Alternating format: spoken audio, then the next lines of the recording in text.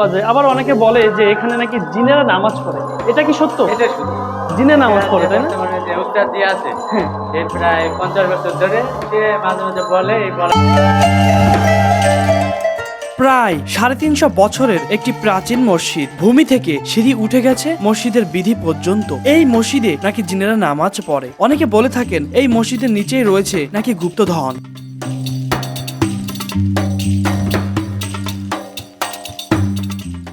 বন্ধুরা, পুরান ঢাকাকে বাদ দিলে ঢাকার কোনো ইতিহাস থাকে না।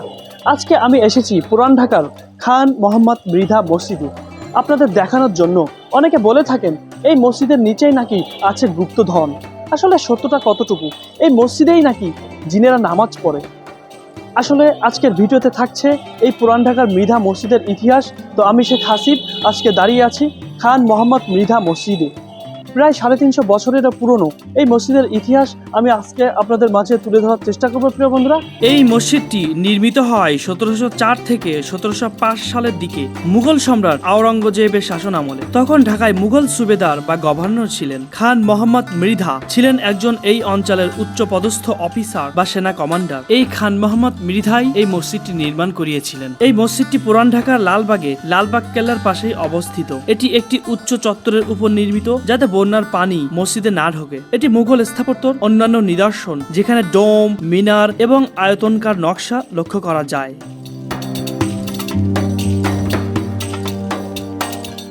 বন্ধুরা, পূর্বে আমি শাহবাজ শাহের যে মসজিদটি, জিনের মসজিদের ইতিহাস আমি আপনাদের মাঝে সংক্ষেপে তুলে ধরেছিলাম। আর সেই মসজিদের মতোই দেখুন, সেম সেই মসজিদের আদলেই এই মসজিদটি তৈরি করা হয়েছে।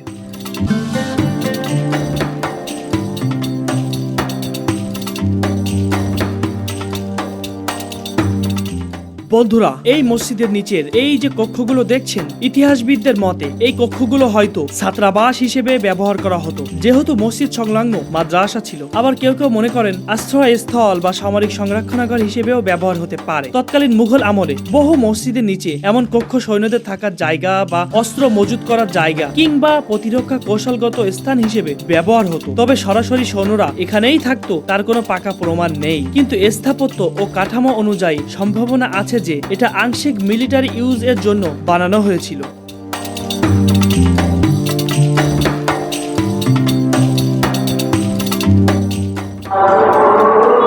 বন্ধুরা, দেখতে পেলেন এই মসজিদের সবথেকে নিচের দৃশ্যটি।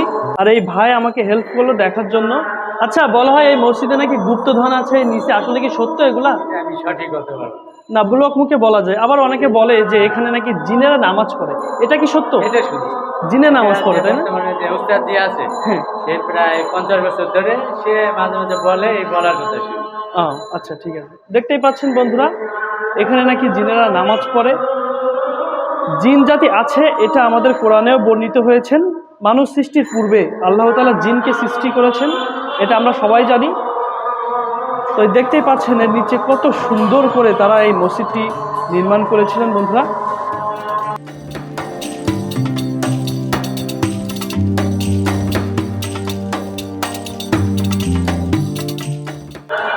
এর মধ্যে কেউ থাকে না, না? এর মধ্যে কেউ আসে না, না? এখানে এই যে রুমগুলো, এই রুমগুলো আসলে কি জন্য করে রাখি? আগে সেনারা ছিল।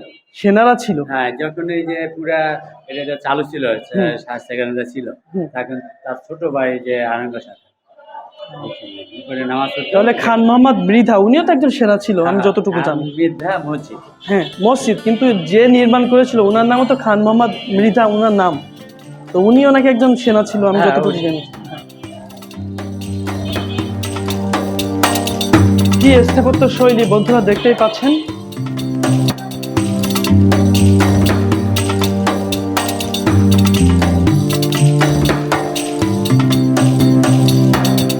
বন্ধুরা, এই মসজিদটি শুধু ধর্মীয় কেন্দ্র নয়, ছিল একরকম সামাজিক মিলন কেন্দ্র। ব্যবসায়ী, শিক্ষক, শিক্ষার্থী ও সাধারণ মুসল্লিরা প্রতিদিন এখানে সম্মিলিত হতো। এটি ছিল সমাজের সিদ্ধান্ত নেওয়ার জায়গা, যেমন করে বিবাদ মীমাংসা ইত্যাদি। 1913 সালে ব্রিটিশ শাসন আমলে এটিকে প্রোটেক্টেড মাউন্ট হিসেবে চিহ্নিত করা হয়। তবে 1950 থেকে 70 সালের মধ্যে কিছু ভুলভাবে রং ও টালি ব্যবহার হয়েছিল, যা স্থাপত্য ক্ষতিগ্রস্ত করেছিল। বর্তমান বাংলাদেশের প্রত্নতত্ত্ব অধিদপ্তর এই মসজিদটিকে রক্ষণাবেক্ষণ করছে।